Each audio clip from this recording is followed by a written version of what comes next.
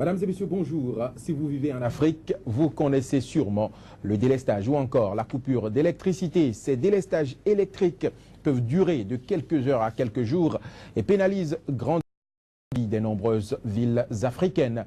L'impact négatif des délestages électriques est si important que dans un rapport consacré aux perspectives socio-économiques de l'Afrique, le FMI a affirmé que plus de 30 pays de l'Afrique subsaharienne subissent d'importantes coupures d'électricité. Selon la Banque mondiale, les coupures de courant représentent environ 55 jours d'inactivité par an dans la vie des industries manufacturières.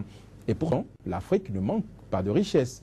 Du pétrole au gaz naturel en passant par le soleil et les cours d'eau, l'on peut dire que la nature a gracieusement doté l'Afrique. Mais malgré cette richesse, les gouvernements africains peinent à trouver une solution au délestage électrique qui n'a cessé d'avoir des impacts sur le quotidien des populations. Au Bénin, par exemple, des centaines de milliards ont été investis dans le secteur depuis 2001 et pourtant, le coût de cette électricité toujours instable, n'a cessé de grimper. La problématique du délestage électrique vue sous l'angle social, c'est le thème à aborder ce jour dans le débat de votre magazine Sika Infomag. Mais avant le débat, voici le flash d'information. Au Lesotho, le nouveau Premier ministre Pakalita Mosisili a prêté serment ce mardi. Il a insisté dans son discours sur la situation politique toujours fragile dans ce petit pays, ébranlé par une tentative de coup d'État il y a 6 mois. Premier ministre entre 1998 et 2012, il est revenu aux affaires à la tête d'une fragile coalition à la suite des dernières élections législatives. Au Burundi, Agathon Rwasa, le chef de l'opposition dont la femme a été attaquée ce dimanche, a déclaré que les Burundais ne seront jamais intimidés par les violences. Le secrétaire général de l'ONU a exhorté ce mardi le gouvernement burundais à mener une enquête approfondie pour retrouver et juger les auteurs de l'attaque contre la femme de l'opposant. Et puis en Côte d'Ivoire, les 14 membres de la garde rapprochée de l'ex-président Laurent Gbagbo arrêtés et jugés pour leur implication dans la crise post-électorale 2010-2011 ont été acquittés ce mardi. Les accusés seront immédiatement mis en liberté puisque le procureur militaire avait requis l'acquittement pour 13 d'entre eux. Sur Sika Infomag, nous débattons aujourd'hui de l'impact social du délestage électrique en Afrique, cas du Bénin. Nous découvrirons les invités de ce débat. Ce sera juste après ce générique.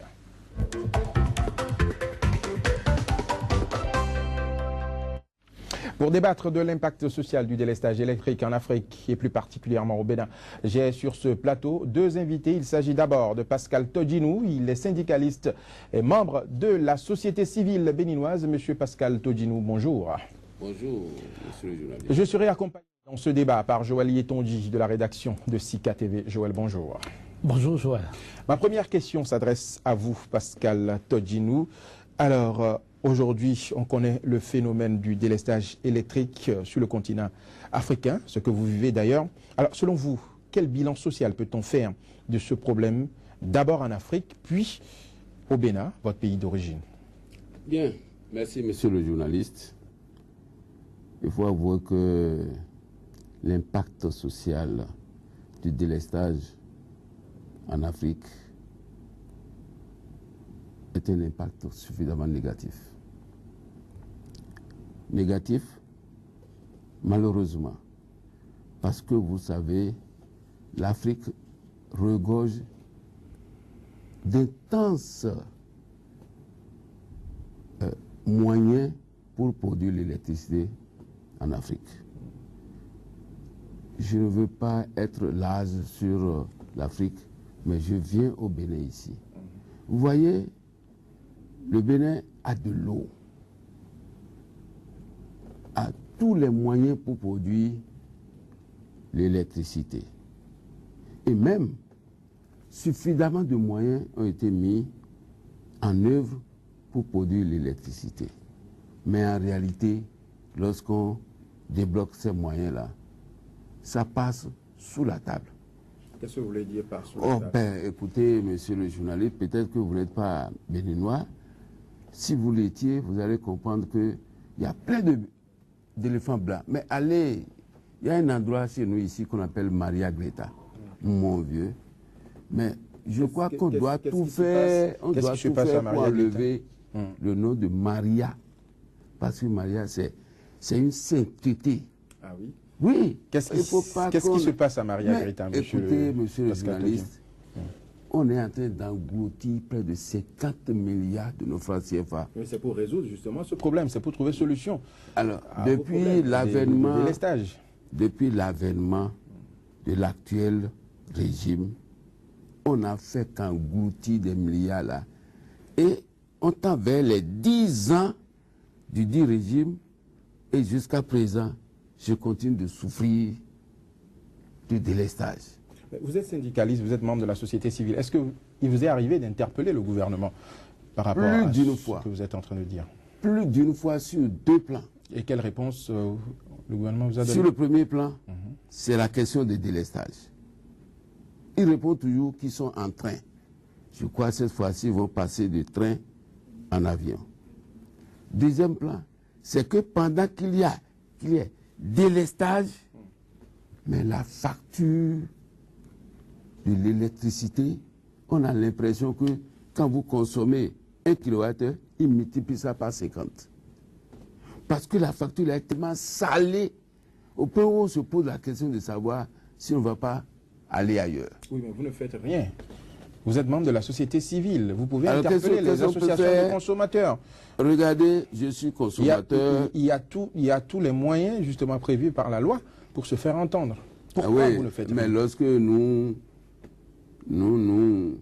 évertuons à protester, vous avez vu ce qui s'est passé ici le 27 décembre 2013. Qu'est-ce qui s'est passé? Mais les gens nous ont matraqué un certain...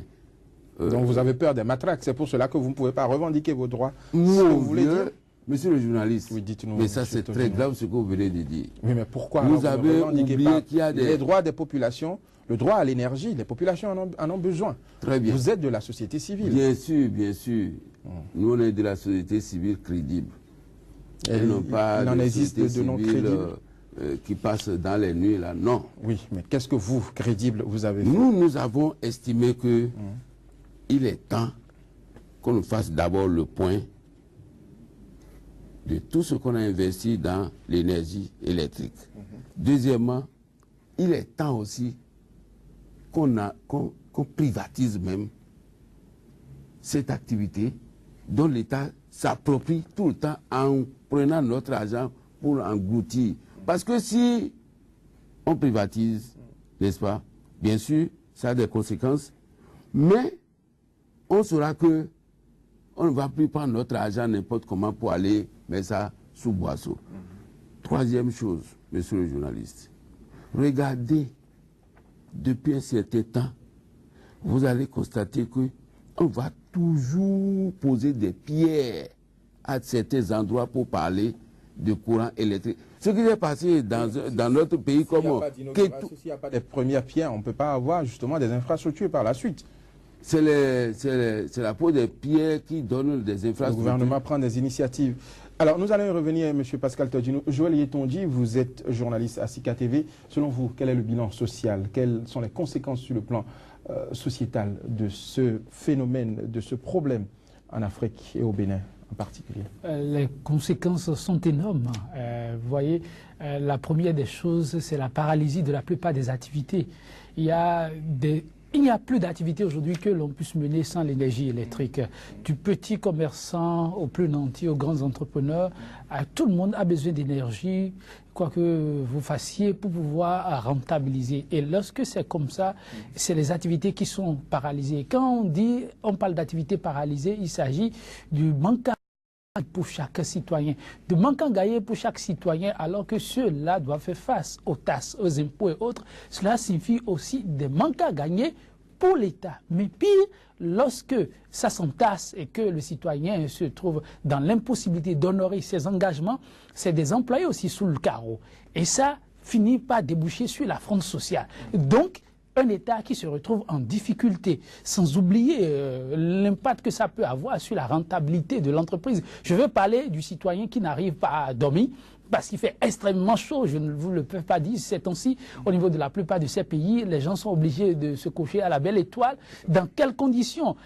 L'Afrique, vous le savez, c'est le nid au paludisme. Donc, exposé aux moustiques, voyez-vous un peu tout ce que ça peut générer, c'est énorme. Donc, on ne comprend pas que l'Afrique, avec tout ce que vous avez eu à énumérer tout à l'heure, en termes de richesse, que l'Afrique en soit encore là. Et je suis scandalisé lorsque j'ai vu des gens manifester récemment à Accra, au Ghana. Je dis, ce pays, deuxième puissance économique au niveau du continent, qui vit aussi des cas de coupure intempestive. Là, je dis, ça ne va pas. Les États africains ou les gouvernants n'ont pas encore compris l'enjeu. Parce que, dites-vous, le Ghana, à côté, si c'est les problèmes hydrauliques qui se posent, il pleut plus suffisamment. Le Nigeria qui est il pleut plus. Producteur de pétrole. Oui, les gens manquent. Les États, sinon que le sommet, la tête manque simplement de vision. Parce que les moyens existent et il faut aller vite et agir. Et quand vous prenez le dernier cas que l'homme de la société civile a évoqué, le cas du Bénin, je dis là c'est ahurissant. Parce que en 2008, lorsque c'est arrivé, où le Bénin vivait ses pires crises, on se rappelle que les autorités ont pris un certain nombre d'engagements. 18 mois pour implanter des turbines à gaz dignes du nom qui devraient venir des États-Unis. En dehors de ça, et les 18 mois se sont écoulés. En tout cas, faites le calcul, vous allez bien constater que 2008 à présent, à moins que j'ai perdu mes notes en mathématiques. Il s'agit de 18 ans et non 18 mois. Bon, ok, un lapsus alors. Si c'est le cas, on nous a parlé, ça doit être 18 ans, ok. On nous a parlé aussi de barrages hydroélectriques, ce qu'évoquait l'homme de la société civile tout à l'heure, à Adra, à Ketou. Aujourd'hui, on en est où? Depuis 2008. Rien n'a été fait. De mini-barrages. Ce sont des infrastructures lourdes. Il faut du temps pour finaliser leur installation. Oui. Et c'est en cela qu'on ne comprend pas que jusqu'à présent, il y a comme une certaine léthargie, que les populations eux-mêmes ne comprennent pas leurs droits. Ou ce silence des hommes dits défenseurs des droits des consommateurs. C'est simplement scandalisant, et scandaleux plutôt, et tout le monde est coupable quand ça se passe comme ça. On ne peut pas prendre ces engagements, mais à côté des engagements, dites-vous, il y a eu de l'argent déboursé, comme le disait M. Pascal Todinou, et rien n'a été fait. À l'arrivée, il n'y a pas de résultat. Puis, on s'engage encore à débourser d'autres sous pour la même cause, un éternel recommencement. Tout à fait. Alors, M. Pascal Todinou, est-ce que nous allons continuer par accuser les gouvernants quand on sait que ce sont les techniciens qui font le travail à la base? Les gouvernements ne déboursent qu'à la base, que sur les propositions techniques fournies par des techniciens, dont vous en êtes un d'ailleurs. Mais écoutez, qui je vais accuser? Mais dites-nous. Qu'est-ce qu'on a? Moi, je ne peux pas des propositions qui ne donnent jamais vous savez, de réponse. Les techniciens faire des proposent. propositions, je sais de quoi je parle. Oui. Faire des propositions, c'est différent de ce qu'on les exécute. Vous croyez que tout ce qui se passe là, c'est la faute des techniciens? Mais pourtant lorsque depuis 2006, ils ont fait de grands stages. Ils voient comment à l'Occident, les problèmes de délestage sont résolus. Pourquoi est-ce qu'ils n'arrivent pas à proposer des meilleures solutions en Afrique, les techniciens africains? Parce que l'Occident, lui aussi, ne veut pas que l'Afrique se développe. Et pourquoi les Africains n'ont pas conscience de ce qu'il est temps c'est pour ça d'avoir que de les l'énergie? dirigeants africains n'ont pas conscience de ça.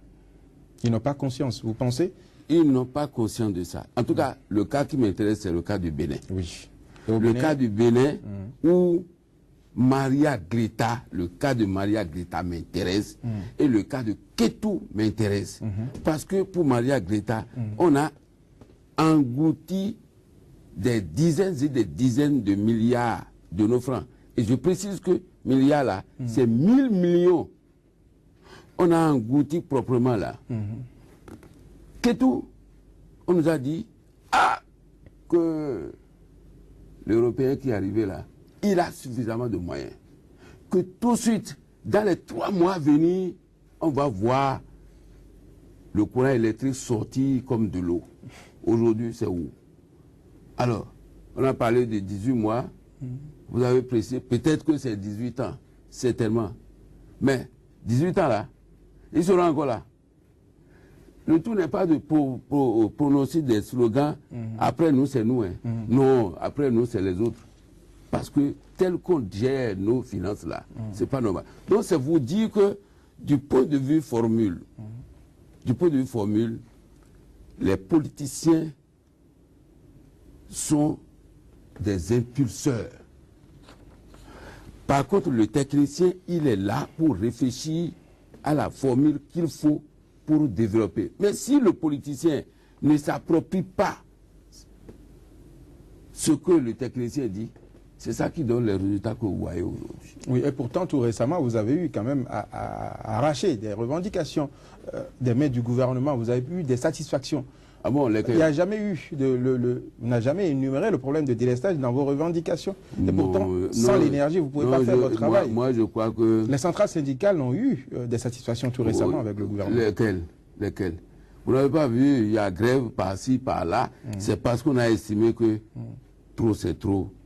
Mettons un peu la balle à terre pour pouvoir gérer au quotidien ce qui se passe. Sinon, il y aurait eu d'autres grèves. Donc vous avez vu ce qui s'est passé en 2014. Il faut laisser le problème de délestage, il faut laisser les populations sans énergie. Vieux. Si on laissait le problème de délestage, vous savez ce qui allait se passer. Dites-nous qu'est-ce qui va se passer. Mais, mon vieux, vous n'allez même pas boire de courant. C'est parce que nous insistons, nous protestons, nous réagissons de façon vive, qu'au moins, ils craignent, si nous continuons un peu, mais écoutez, donc ça veut dire dans un quartier de suite à vos menaces, ils apportent des solutions. Pardon? Suite à vos menaces, ils apportent quand même des solutions, c'est ce que vous voulez dire. Non, mais ils réagissent spontanément, et puis après, ils laissent, parce qu'entre-temps, il y a d'autres contraintes qui les a... Mais vous voyez, il y a un quartier de Cotonou qu'on appelle Akpakpa. Oui. Tout quartier de Cotonou Akpakpa n'a pas de l'eau depuis près de 8 jours. Parce qu'il n'y a pas de courant pour faire impulser l'eau en haut. Et parce qu'on a coupé quelque part. Mais écoutez, monsieur le journaliste, moi, la description faite par votre collègue Joël est une description au point. Pour la simple raison que sans le courant électrique aujourd'hui, d'abord votre caméra ne peut pas marcher. Tout à fait. Monsieur Pascal Toldi, nous allons revenir. Madame, monsieur, ce sera tout pour le premier quart de Sika Infomag. Merci de nous avoir suivis.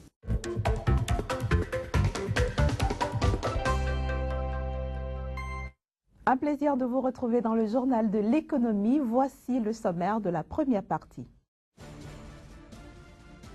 Les géants de l'énergie sont réunis à Abuja au Nigeria. C'est à l'occasion de la Nigerian Oil and Gas Conference.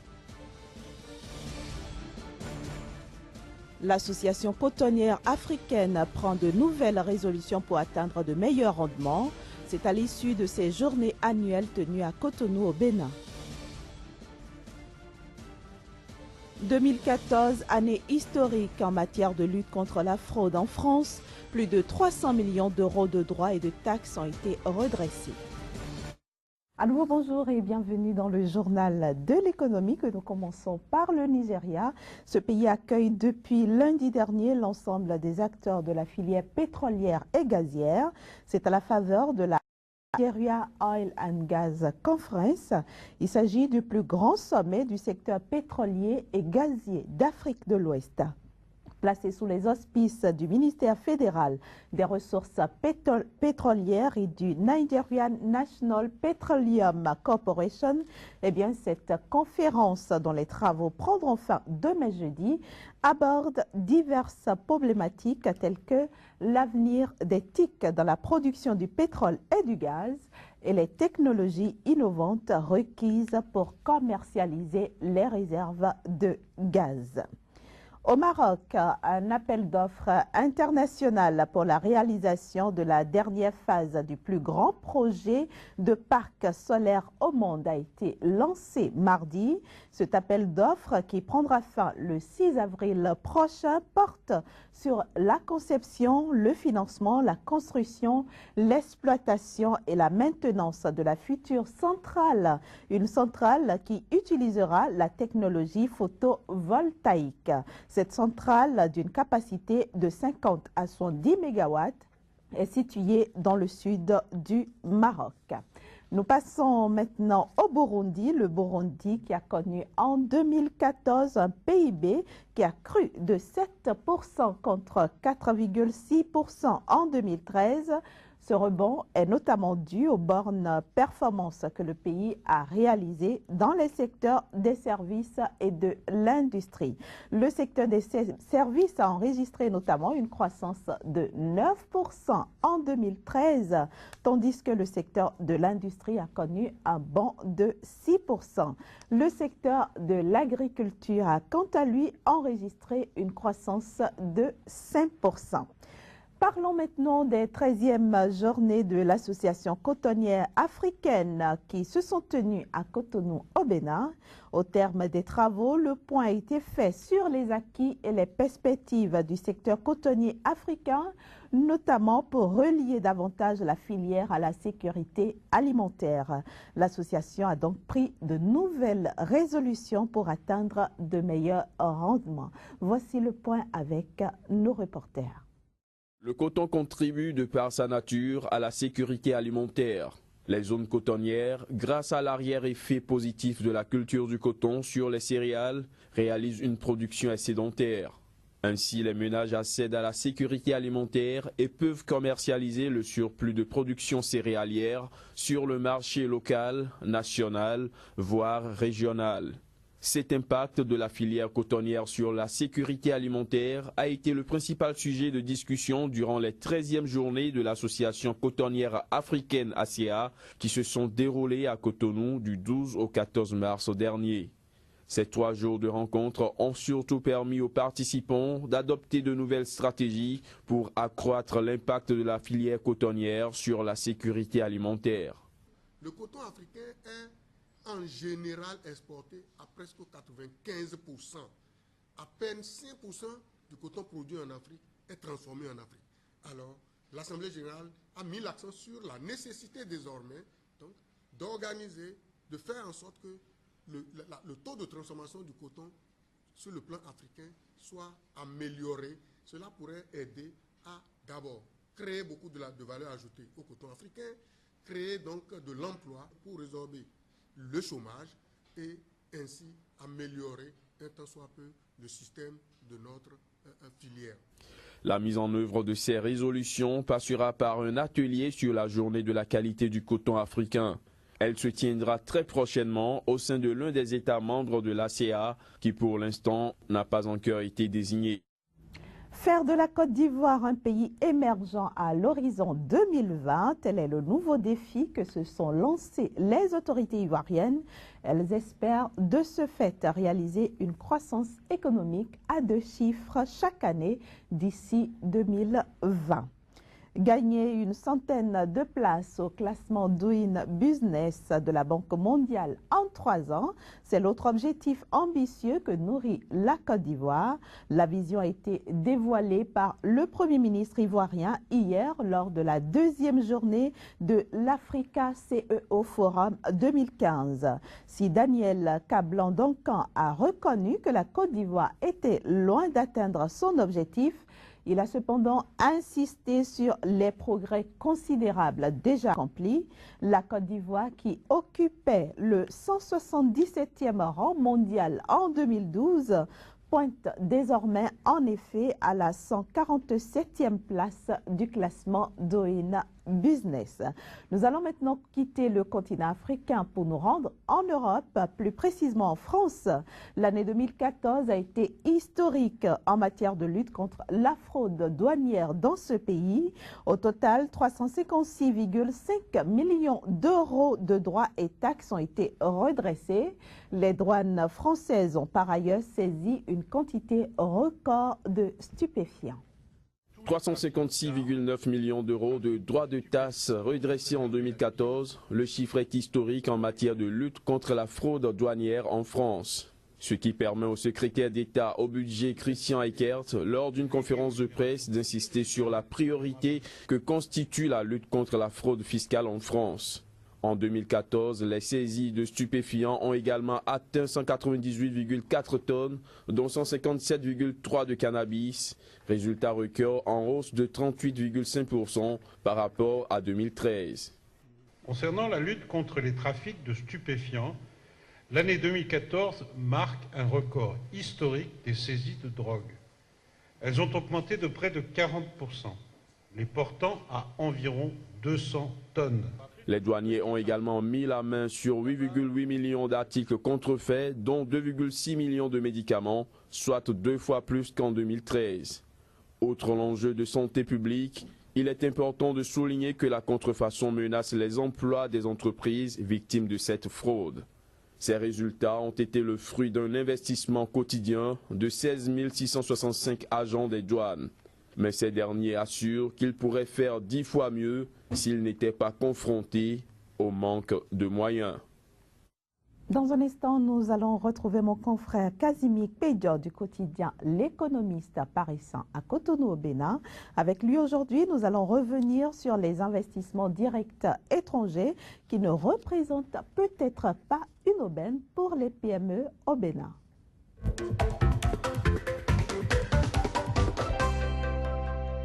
Ravi de vous retrouver encore ce matin, Casimir Pédior. Bonjour Inès. Alors, comme je le disais tantôt, nous allons reparler avec vous des investissements directs étrangers. Alors, comment se présentent ces investissements si nous prenons les 10 dernières années au Bénin et dans l'espace UEMOA en général? Je vous remercie. Comme nous l'avons déjà abordé hier, les investissements directs étrangers aujourd'hui vont à la conquête de l'Afrique de façon singulière. Et l'UEMOA ici s'apparente ici comme un grand moteur pouvant permettre l'éclosion de ces investissements. Alors de quoi il s'agit? Il s'agit de ces entreprises, de ces multinationales dans les pays un peu à l'aise, comme les pays européens, asiatiques ou américains, qui viennent à l'assaut de ces petites entreprises dans les pays en souffrance pour pouvoir leur donner un souffle de vie. Alors aujourd'hui, vous posez la question de savoir comment cela se présente. Lorsque vous prenez les IDE aujourd'hui dans les pays de l'UEMOA, l'IDE apparaît aujourd'hui comme un levier de croissance. Quand nous prenons le schéma qui est devant nous, l'IDE s'apparente aujourd'hui comme un levier de croissance des capitaux. Et l'IDE s'apparente également comme cet instrument qui pourra améliorer le capital humain au niveau des entreprises de nos PME, ce que nous appelons ici nos PME, et aussi l'IDE apparaît aujourd'hui comme ce moyen pouvant permettre la transition technologique entre les pays développés et les pays africains. Donc l'IDE aujourd'hui peut paraître comme ce moyen-là pouvant permettre à nos pays, à nos PME de se développer si, bien évidemment, ces pays arrivaient à maîtriser les différents contours de ces investisseurs étrangers. Alors, Casimir, à quoi rime exactement le changement de régime dans les investissements directs étrangers? Alors, lorsque vous prenez dans l'élément qui suit, à partir de l'année 2008, on a constaté que dans les pays africains, notamment au Bénin ici, il y a de ces éléments nouveaux qui apparaissent dans l'économie, à savoir par exemple des réformes, forcément, au niveau du public et du privé. Quand vous prenez le Bénin, vous n'êtes pas sans savoir que 2009 a été marqué surtout par le changement radical au niveau des GSM, où l'État a investi beaucoup dans les réformes pour pouvoir engranger quelques capitaux. Alors, ces GSM-là ont essayé de faire appel à des multinationales. Je ne veux pas citer de nom, mais on se rappelle cette remue-ménage qu'il y a eu entre deux GSM ici au Bénin, à savoir MTN et Move, qui ont fait appel à des multinationales pour pouvoir faire face aux exigences de l'État. Alors, lorsque vous prenez aussi le secteur financier, on a vu des banques qui, depuis 2008, ont commencé par faire peau neuve.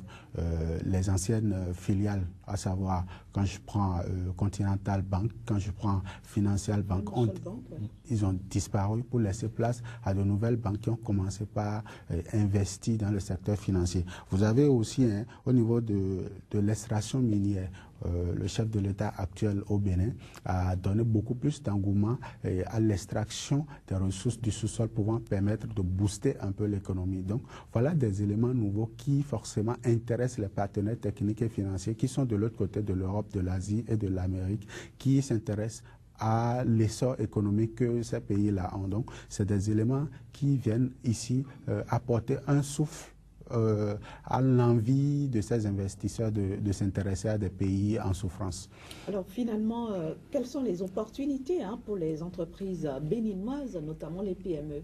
Alors, lorsque vous regardez le schéma, le dernier schéma qui se pointe à nous, il apparaît ici que les secteurs prioritaires de l'UEMOA, tels que l'agriculture, l'énergie, le BTP et la restauration, l'hôtellerie et la restauration apparaissent ici comme des secteurs, un maillon faible des IDE, en ce sens que l'investissement au niveau de l'agriculture, par exemple, beaucoup de banques n'acceptent pas investir dans l'agriculture, alors que dans nos États, c'est ces secteurs-là qui sont beaucoup plus promus. Quand vous prenez l'UEMOA, on fait beaucoup plus la promotion de l'agriculture familiale ou de l'agriculture industrielle. On fait beaucoup plus la promotion des BTP. Alors, donc aujourd'hui, il va falloir forcément que les PME, ce que nous appelons ici au Bénin les PME, il va falloir que ces PME-là puissent revoir un peu leur portefeuille, leur cahier de charges, afin de pouvoir bénéficier de ces investissements, parce que, figurez-vous, l'investisseur n'est pas un philanthrope, il ne vient pas pour vous sauver parce que vous êtes en train de couler, mais il vient faire... Il pense à ses intérêts d'abord. Passant à ses intérêts. Donc, nos PME doivent revoir un peu leur copie afin de pouvoir bénéficier de ces idées-là. Merci beaucoup, Casimir Pédior, pour toutes ces explications. Je rappelle que vous êtes journaliste au quotidien L'Économiste, un quotidien qui paraît à Cotonou, Bénin. Merci d'avoir été des nôtres sur le journal de l'économie. Et je rappelle aux amis téléspectateurs qu'ils peuvent consulter votre journal en ligne en tapant le www.l'économiste.bénin.info. www.l'économiste.bénin.info. Voilà, chers amis téléspectateurs, ce sera tout pour ce numéro du journal de l'économie. Retrouvez demain mon collègue Emmanuel Crépy dans ce élément pour d'autres informations sur l'économie en Afrique et dans le reste du monde. Au revoir. Vous êtes toujours sur SICA. À présent, la troisième partie de SICA Infomag, le magazine d'information consacré au décryptage de l'actualité dans le monde entier et en Afrique. Impact social du délestage électrique en Afrique, cas du Bénin. C'est le thème que nous débattons ce jour. La suite du débat, ce sera juste après ce flash d'information. Au Lesotho, le nouveau Premier ministre Pakalita Mosisili a prêté serment ce mardi. Il a insisté dans son discours sur la situation politique toujours fragile dans ce petit pays, ébranlé par une tentative de coup d'État il y a 6 mois. Premier ministre entre 1998 et 2012, il est revenu aux affaires à la tête d'une fragile coalition à la suite des dernières élections législatives. Au Burundi, Agathon Rwasa, le chef de l'opposition dont la femme a été attaquée ce dimanche, a déclaré que les Burundais ne seront jamais intimidés par les violences. Le secrétaire général de l'ONU a exhorté ce mardi le gouvernement burundais à mener une enquête approfondie pour retrouver et juger les auteurs de l'attaque contre la femme de l'opposant. Et puis en Côte d'Ivoire, les 14 membres de la garde rapprochée de l'ex-président Laurent Gbagbo arrêtés et jugés pour leur implication dans la crise post-électorale 2010-2011 ont été acquittés ce mardi. Les accusés seront immédiatement mis en liberté puisque le procureur militaire avait requis l'acquittement pour 13 d'entre eux. Nous sommes de retour sur SICA Infomag et j'ai toujours sur ce plateau les deux invités. Il s'agit de Pascal Todinou, syndicaliste et membre de la société civile au Bénin, et Joël Yetonji de la rédaction de SICA TV. Nous allons reprendre tout à l'heure le débat, mais ce sera juste après le générique.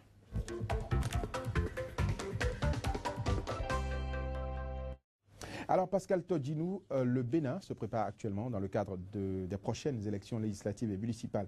Est-ce que vous craignez un quelconque impact de la crise énergétique sur ces scrutins?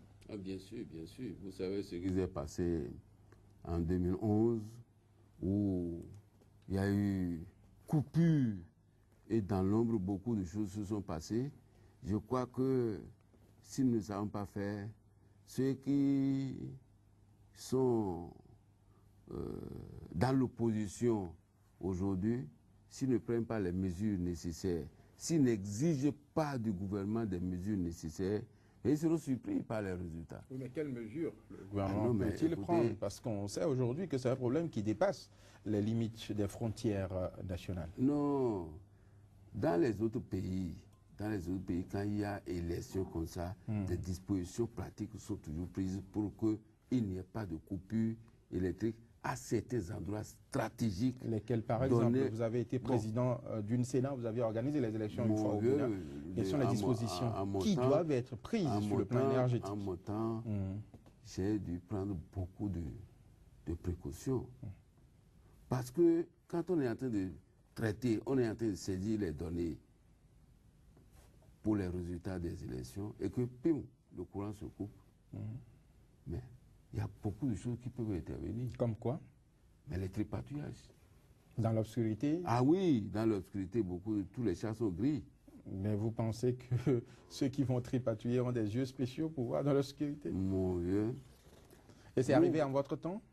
Non, c'est-à-dire que nous avons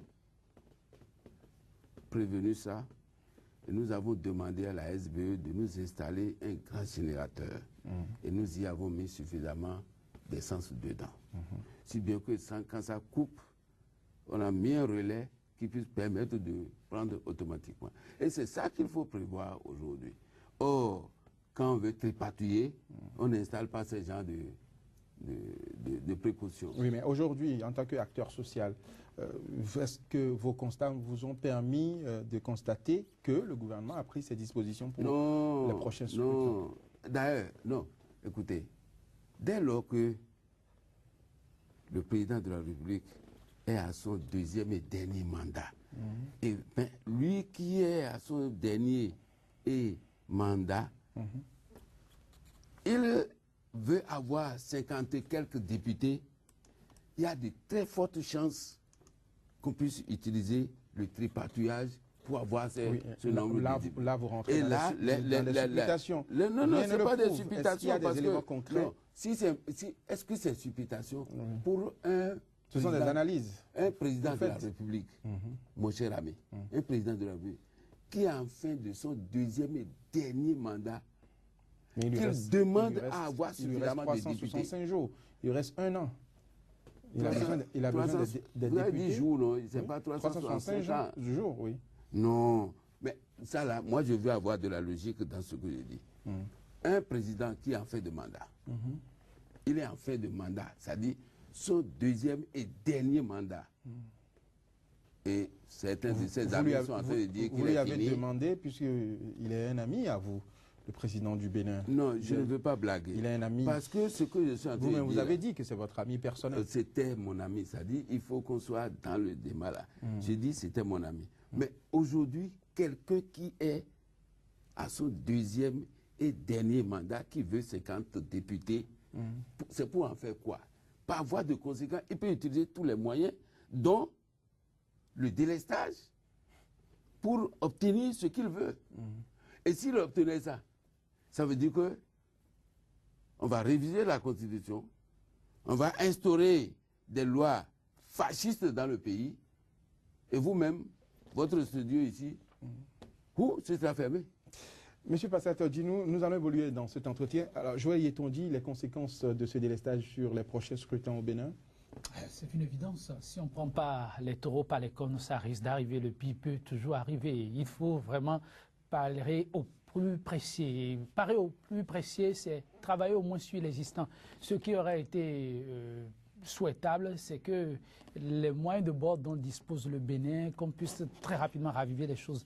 Mais ce à quoi nous assistons un peu le week-end, j'étais de ceux qui ont commencé par espérer quand le gouvernement a lancé la remise en service du fameux groupe de Maria Agleta qui allait prendre service, c'est ce qui avait été lancé pour le 15, mais ça a été, dit-on, un canular. Bon, j'imagine que le gouvernement a rencontré j'imagine que ça a été une difficulté où il y a eu d'autres problèmes.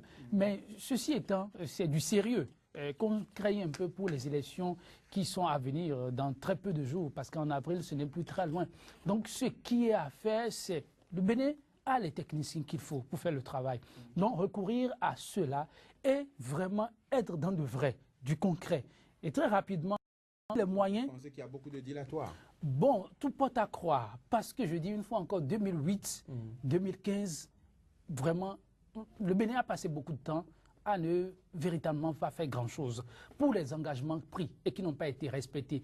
Pour tant d'argent décaissé qui n'ont pas servi à grand-chose, il y a lieu de s'inquiéter. Maintenant, pour ce qui est en train d'être fait, un accord de prêt aussi ratifié, est-ce qu'on pourra avoir le résultat dans le temps? C'est là toute l'inquiétude. Et pour aider le gouvernement, je dis aider le gouvernement, tout le monde doit s'y mettre. Et les acteurs politiques et les membres de la société civile.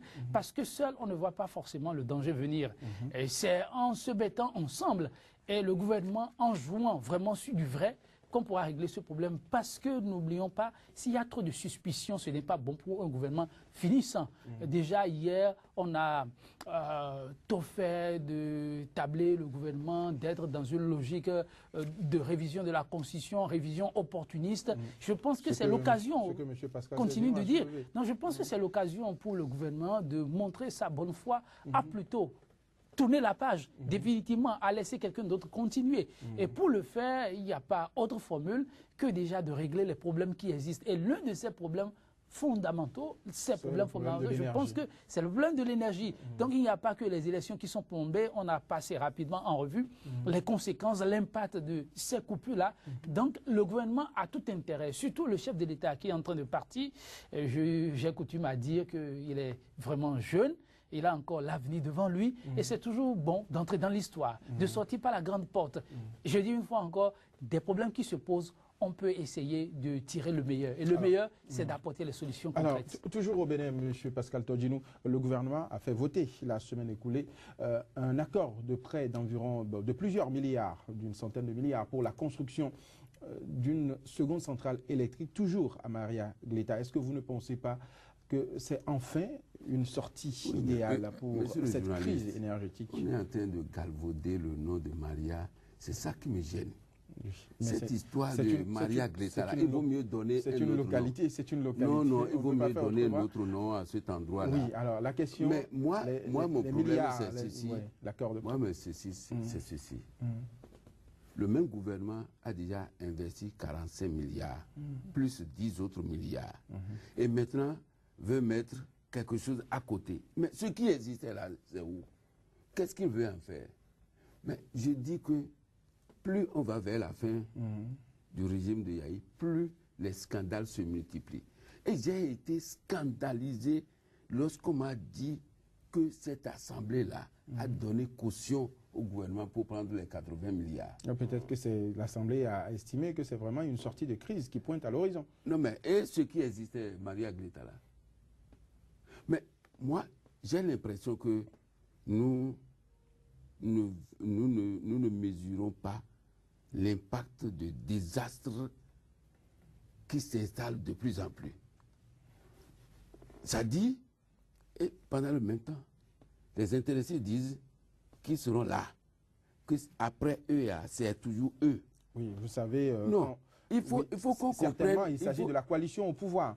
Alors, quelle coalition? Il s'agit de la coalition. Mais la coalition, le chef de la coalition est fini. Non, revenons à cet accord de prêt. Continue toujours. Aujourd'hui, il y a beaucoup d'inaugurations, beaucoup de pierres qui sont posées à l'intérieur du Bénin et où l'électricité, justement, est mise à la disposition des populations des zones rurales. Vous suivez? Non, vous voyez ça là, monsieur le journaliste, il ne faudrait pas que le peuple béninois soit dupe.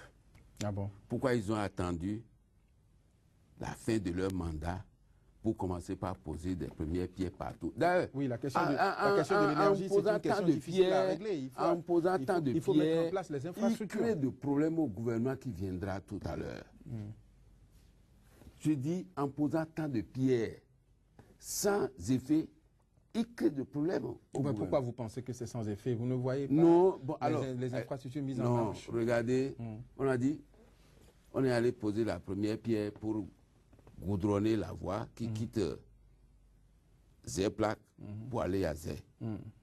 Et on est parti, on a voulu prendre de l'argent à la banque pour aller faire ça. N'est-ce pas? Si l'argent est pris et que le goudron là n'est pas allé à Zé, qui va payer ça? C'est vous, c'est moi. C'est tous les Béninois qui vont payer ça. Mais ils vont utiliser ça pour faire les élections. C'est pour ça qu'il faut faire particulièrement attention. Même le fait d'avoir donné par l'Assemblée, l'autorisation là aussi. N'est pas le premier à faire ce genre de choses. Comme quoi? Vous étiez au Bénin, ça a toujours été fait. Non, non, non, non, non, non, non, non, non, non. Ça a flambé. Ah bon? Oh non. Depuis 2006, ça a flambé. Et ça a dépassé les normes jamais égalées au Bénin ici. Jamais égalées au Bénin. C'est pour vous dire, monsieur le journaliste, faisons particulièrement attention avec tout ce que nous faisons. Sur le plan de l'énergie, voyez tout ce qu'on est en train de poser comme première pierre, qui ne donne rien. Pendant le même temps, le peuple béninois souffre. Moi, je n'arrive plus à dormir, je dors sur la cour. En dehors de ça, je n'arrive même plus à boire de l'eau à cause du délestage. Depuis 8 jours, je n'ai plus de l'eau dans mon robinet. Je suis obligé d'aller à le truc là qu'on vend, Pure Water. Pour aller me débarbouiller. Nous sommes pratiquement à la fin de cette émission. Monsieur Pascal Todinou, vous avez certainement un mot de fin. Non, je voudrais vous remercier pour m'avoir invité. Deuxièmement, je voulais profiter de votre antenne pour dire ceci aux travailleurs. Chers travailleurs, il faut faire attention avec les élections législatives qui arrivent. Ne jamais voter pour une liste qui veut réviser notre constitution. Monsieur Pascal, non, je dis parce que si dès qu'on vote pour ça, ils vont commencer par nous faire des lois qui risquent de nous empêcher de mouvoir. Oui, d'accord, je vous comprends. Mais donc voilà la deuxième préoccupation. Troisième chose, je voudrais inviter la société civile à consacrer le maximum de son temps à observer ce gouvernement. Et notamment à agir, parce que vous êtes membre de la société civile, et il est temps justement que vous puissiez prendre réellement la défense de la population. Demander au gouvernement de moins poser les pierres relatives à l'énergie électrique dans mon pays. Merci, M. Pascal Todinou. Joël Yitondi, très rapidement. Je souhaitais plus de réalisme et loin de la démagogie dans les actes que les gouvernants posent. C'est un problème d'ordre général. Et rebondir un peu sur quelques exemples que le syndicaliste a donnés. On ne peut pas comprendre qu'au moment où un État est dans l'incapacité de fournir de l'énergie, ce même État se trouve les moyens pour aller positionner des poteaux électriques soi-disant pour fournir de l'énergie. C'est une injure, ça n'a pas d'autre nom. Et les populations doivent, comme le dit un artiste, allumer leur cerveau, ouvrir les yeux et constater qu'on est en train de les berner. Ça ne peut pas continuer comme ça. Ce n'est pas possible. L'Afrique ne veut pas être riche et continuer de souffrir comme ça se fait là. Demandez vraiment... Ce sont les Africains eux-mêmes et les chefs d'État qu'on a, que les chefs d'État soient plus conséquents. Mais quand la population est là à tout cautionner, à tout accepter, à tout encaisser, eh bien, il ne peut lui arriver que ce qui est en train de lui arriver là. Et la société civile doit se montrer aussi plus responsable, et plus avant-gardiste. Mais cela aussi passe surtout par l'éducation de la population, parce qu'on en abuse. Merci Joël Yetondi. Madame, Monsieur, ce sera tout pour Sika Infomag. Mais avant de partir, je vous invite à suivre cette bande-annonce. Mesdames et messieurs, bonjour et bienvenue sur votre premier numéro de Sika Infomag, un magazine d'information consacré au décryptage de l'actualité politique et socio-économique en Afrique. En 3 quarts d'heure, nous vous proposons les analyses des spécialistes sur les grands faits qui meublent l'actualité sur le continent africain. Au vrai sens du terme, on ne comprend pas. On ne comprend pas. S'il vous plaît, l'exemple, vous me direz que c'est très loin. Beaucoup de barons du PDCI sont bien ancrés dans le système dirigé aujourd'hui par Alassane Ouattara. Puisque au début, il avait annoncé qu'il ne voulait pas de Didier Drogba. Finalement, il est retourné à Londres demander à Didier Drogba de rallier les éléphants. Et ce sont des choses que vous recommandez aux téléspectateurs. Tout à fait. Sika Infomag, c'est du lundi au vendredi sur Sika TV. Un autre visage de l'actualité en continu sur le continent africain. C'était Sika Infomag, votre rendez-vous quotidien sur Sika. Merci de nous avoir suivis. Merci. Merci beaucoup.